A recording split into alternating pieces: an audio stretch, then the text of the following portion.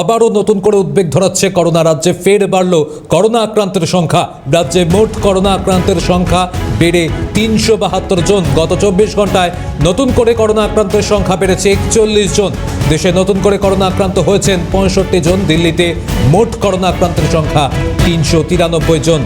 পাশাপাশি অন্যান্য রাজ্যেও বাড়ছে করোনা আক্রান্তের সংখ্যা। নতুন করে করোনা আক্রান্তের সংখ্যা বাড়ায় আবারও কিন্তু উদ্বেগ বাড়ছে। রাজ্যে মোট করোনা আক্রান্তের সংখ্যা বেড়ে ৩৭২ জন।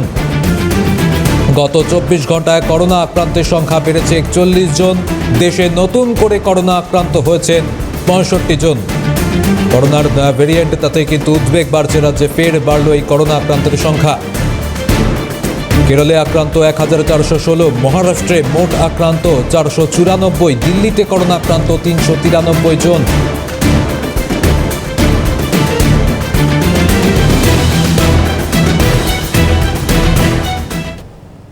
একদিকে যখন নতুন করে করোনা আক্রান্তের সংখ্যা উদ্বেগ বাড়াচ্ছে, তখনই অন্যদিকে যে খবর সামনে এলো, বঙ্গে করোনা আক্রান্ত হবার প্রথম মৃত্যু।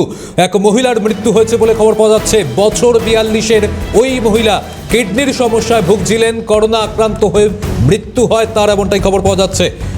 একদিকে যখন রাজ্যে একের পর এক করোনা আক্রান্তের সংখ্যা বাড়ছে, আর এরই মধ্যে বঙ্গে করোনা আক্রান্ত হয়ে প্রথম মৃত্যু হলো এক মহিলার। বিস্তারিতভাবে জানবো, আমাদের সঙ্গে রয়েছেন প্রতিনিধি রেশমি। একদিকে নতুন করে করোনা আক্রান্তের সংখ্যা বাড়ছে এবং সেই জায়গায় দাঁড়িয়ে বঙ্গে করোনা আক্রান্তের সংখ্যা যখন বাড়ছে, এবার প্রথম মৃত্যুর খবর কি জানা যাচ্ছে? আর দেখো, বঙ্গে করোনা আক্রান্তের সংখ্যা ফের বেড়েছে। গতকাল যেখানে ছিল করোনা আক্রান্তের সংখ্যা ৩৩১ জন, তা আজকে ৪১ জন আরো বেড়েছে বলে জানা যাচ্ছে। ৩৭১ জন বঙ্গে করোনা আক্রান্ত এবং দেশ জুড়ে করোনা আক্রান্তের সংখ্যা ৪,০০০ ছাড়িয়েছে।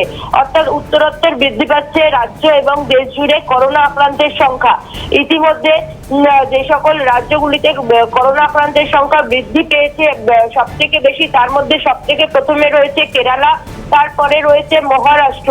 ইতিমধ্যে দিল্লি, কর্ণাটক, কেরালায় অ্যাডভাইজারি জারি করা হয়েছে এবং সেখানে বিভিন্ন যে স্কুলগুলি গ্রীষ্মের ছুটির পর খুলছে, সেখানে অ্যাডভাইজারি জারি করে কর্ণাটকে বলা হয়েছে, ব্যাঙ্গালোরে বলা হয়েছে যে যদি কোনো উপসর্গ দেখা যায়, পড়ুয়াদের মধ্যে নাক দিয়ে জল পড়া, গলা ব্যথা, সর্দি, কাশির মতো উপসর্গ থাকে, তাদের পড়ুয়াদের স্কুলে পাঠাতে নিষেধাজ্ঞা করা হয়েছে কর্ণাটকে। পাশাপাশি দিল্লিতেও কিন্তু একাধিক অ্যাডভাইজারি জারি করা হয়েছে। হাসপাতালগুলিকে বলা হয়েছে যে প্রয়োজনীয় যে সামগ্রীগুলি রয়েছে সেগুলি মজুত রাখতে, বাইপ্যাক থেকে শুরু করে করোনায় রোগীর সুস্থতার জন্য যে সকল সামগ্রী ব্যবহার করা হয় সেগুলি মজুত রাখার নির্দেশ দেওয়া হয়েছে। বেড, অক্সিজেন সিলিন্ডার, অক্সিমিটার, এগুলি যাতে মজুত থাকে সঠিকভাবে তার নির্দেশ দেওয়া হয়েছে। পাশাপাশি রাজ্যে করোনা আক্রান্তের সংখ্যা গতকালের তুলনায় বৃদ্ধি হয়েছে। দেখা যাচ্ছে যে গত ৩ দিন রাজ্যে করোনা আক্রান্তের সংখ্যা কিন্তু হু হু করে বাড়ছে। যেখানে মে মাসের প্রথম দিকে রাজ্যের করোনা আক্রান্তের সংখ্যা ১০০-রও নিচে ছিল, সেখানে কিন্তু গত ২-৩ দিনে করোনা আক্রান্তের সংখ্যা হু হু করে বেড়েছে। গত পরশুদিন ২০৫, তারপরে ২৮৭, তারপরে ৩৩১, আজকে ৩৭১ প্রায়।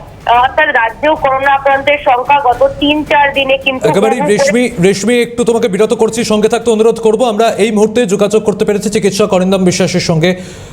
অরিন্দমবাবু, আপনাকে স্বাগত ক্যালকাটা নিউজে। যেটা জানতে চাইবো যে নতুন করে আবারও উদ্বেগ যখন বাড়াচ্ছে করোনা, একের পর এক করোনা আক্রান্তের সংখ্যা বাড়ছে, এরই মধ্যে বঙ্গে এক করোনা আক্রান্ত হয়ে একজনের মৃত্যুর খবর সামনে আসছে। কি বলবেন, কি পরামর্শ দেবেন এই মুহূর্তে? দেখুন, একটা কথা বলবো, এখনো চিন্তার বিষয় কিছু নয়, কিন্তু একই সাথে মানে যিনি আক্রান্ত তার শুনেছি অনেক আনুষঙ্গিক রোগ ছিল, অর্থাৎ কোমরবিডিটি ছিল, এবং করোনা আক্রান্ত সে হয়েছিল ঠিক কথাই, কিন্তু করোনার জন্যই মৃত্যু সেই কারণটা হয়তো নাও হতে পারে। কারণ তার শরীরে আনুষঙ্গিক রোগ ছিল, সেই কারণে জটিল পরিস্থিতি তৈরি হয়েছিল, জটিল থেকে জটিলতর হয়েছিল এবং শরীরের মধ্যে যে প্রদাহটা সেটা অতি মাত্রায় হয়েছিল, সেই কারণে মৃত্যু হতে পারে। তবে প্রমাণ করতে হলে একটাই উপায়, সেটা পোস্টমর্টম।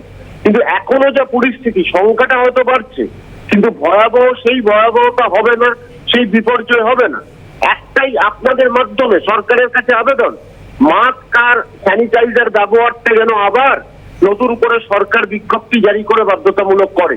কারণ শৃঙ্খলটা আমাদের ভাঙতে হবে, সেই শৃঙ্খলটা ছড়ানোটা আটকাতে হবে। সেইটা গেলে কিন্তু এই দুটোই লাগবে, শারীরিক দূরত্ব সম্ভব নয়। ভারতের 10 কোটি মানুষ যেখানে থাকি, কারণ প্রচুর বসতি অঞ্চল আছে, ঘিঞ্জি জায়গা আছে, সেইখানে সম্ভব নয় সেটা। কিন্তু এই দুটো সম্ভব, মাস্ক আর স্যানিটাইজার সম্ভব। এই দুটো যদি আমরা ঠিক মতো প্রয়োগ করতে পারি, আমরা রোগটাকে আটকাতে পারবো। আর যাদের আনুষঙ্গিক রোগ আছে তাদের একটু বেশি কিন্তু খেয়াল রাখতে হবে নিজেদের। এই বিষয়গুলো যদি জোর দিই, এই রোগটাকে কিন্তু আমরা আটকাতে পারবো, প্রতিহত করতে পারবো। 4 বছর আগে যা ঘটনা ঘটেছে সেটা কিন্তু আর ঘটবে না। বেশ, ধন্যবাদ অরিন্দমবাবু। আমরা কথা বলছিলাম চিকিৎসক অরিন্দম বিশ্বাসের সঙ্গে। আমি এই জায়গায় ফিরে যাবো রেশমির কাছে। রেশমি, যে খবর দিকে আমরা নজর রেখেছি যে বঙ্গে করোনা আক্রান্ত হয়ে একটা মৃত্যুর খবর সামনে এসেছে, এক মহিলার তার মৃত্যু হয়েছে, কিডনির সমস্যায় ভুগছিলেন তিনি, এমনটাও জানা গিয়েছে। আর হাসপাতাল সূত্রে কি জানা যাচ্ছে? দেখো, আলিপুরের বাসিন্দা বছর 43-এর এক মহিলা, তিনি করোনা আক্রান্ত হয়ে এবং কিডনির সমস্যা নিয়ে ভর্তি হন আলিপুরের একটি বেসরকারি হাসপাতালে। পাশাপাশি কোমরবিডিটি ছিল, অর্থাৎ যাদের কিডনির সমস্যা, পাশাপাশি ফুসফুসের সমস্যা, হার্টের সমস্যা থাকে, তাদের কোমরবিডিটি থাকে, এইসব রোগীদের কিন্তু ইমিউনিটি পাওয়ার, ইমিউনিটি সিস্টেম এমনিতেই দুর্বল হয়। সেক্ষেত্রে করোনা আক্রান্ত হয়ে তিনি ভর্তি হন আলিপুরের একটি বেসরকারি হাসপাতালে। জানা যাচ্ছে আজকে তার মৃত্যু হয়েছে এবং সেপটিক শক, পাশাপাশি কিডনির সমস্যা, অর্থাৎ কিডনির সমস্যাও ছিল। এবং তার যে ডেথ সার্টিফিকেট, যদিও সেই ডেথ সার্টিফিকেট এখনো হাতে পাওয়া যায়নি। সুতরাং তার কোভিড ছিল, তিনি ভেন্টিলেশনে ছিলেন, ভেন্টিলেশনে তার চিকিৎসা চলছিল। তার মৃত্যুর কারণ কি শুধুই কোভিড, তার কিডনির সমস্যাতে তার মৃত্যু, এটা নিয়ে কিন্তু এখনো মতান্তর রয়েছে। এখনো সম্পূর্ণভাবে জানা যাচ্ছে না যে কোভিডেই তার মৃত্যু হয়েছে কিনা। অর্থাৎ তার কোভিড হয়েছিল কিন্তু তার কিডনির সমস্যা ছিল, অর্থাৎ কোমরবিডিটি ছিল, ভেন্টিলেশনে ছিলেন। এখন তার যে ডেথ সার্টিফিকেটটা হাতে পেলেই বোঝা যাবে তার মৃত্যুর কারণ করোনা কিনা। একেবারেই সঙ্গে থাকুন রেশমি। আবারও আপনাদের জানিয়ে রাখবো যে একদিকে নতুন করে উদ্বেগ বাড়াচ্ছে করোনা আক্রান্তের সংখ্যা। এবার এরই মধ্যে বঙ্গে করোনা আক্রান্ত হয়ে একজনের মৃত্যু। জনস্বাস্থ্য আধিকারিক কাজল কৃষ্ণ পনিক আমাদের সঙ্গে রয়েছেন। কাজলবাবু, আপনাকে স্বাগত। যেটা জানতে চাইবো যে এই মুহূর্তে একদিকে নতুন করে করোনা আক্রান্তের সংখ্যা উদ্বেগ বাড়াচ্ছে, তখনই অন্যদিকে বঙ্গে করোনা আক্রান্ত হয়ে একজনের মৃত্যু হয়েছে বলে খবর পাওয়া যাচ্ছে, কোমরবিডিটি ছিল তার, এমনটাও খবর। কি বলবেন, কি পরামর্শ দেবেন এই মুহূর্তে? আমার পরামর্শ, প্রথম কথা হচ্ছে, আপনারা যতটা উদ্বেগ বা আতঙ্কগ্রস্ত হয়ে পড়ছেন, আমরা ঠিক ততটা উদ্বেগ বা আতঙ্কগ্রস্তের মধ্যে নেই। সাধারণ মানুষকে বলবো, এই সময়ে শ্বাসনালীর সংক্রমণ, যাকে ফ্লু লাইক ইলনেস বা ILI বলি, তাতে বহু মানুষ আক্রান্ত হয়ে থাকেন সচরাচর। এখন বরং ধন্যবাদ দিতে হবে দেশের জনস্বাস্থ্য ব্যবস্থাকে, যে তারা সুনির্দিষ্টভাবে জানতে চাইছেন কোন সংক্রমণে তারা আক্রান্ত হয়েছেন। যে সংক্রমণগুলো ধরা পড়ছে তার মধ্যে ঘটনাচক্রে কোভিডের একটি সংক্রমণ ধরা পড়ছে এবং সারা দেশে এই মুহূর্তে 140 কোটি মানুষের মধ্যে মাত্র 4,500 মানুষের মধ্যে এই সংক্রমণ ধরা পড়েছে বিগত সময়কালে। আমরা জানি এই মুহূর্তে করোনার যে উপপ্রজাতি ওমিক্রনের ভারতবর্ষ সহ দক্ষিণ পূর্ব এশিয়ার দেশগুলো মাতাচ্ছে, তার মধ্যে NB1.8.1 এবং LF7 এগুলি অত্যন্ত কম জটিলতা সৃষ্টি করে।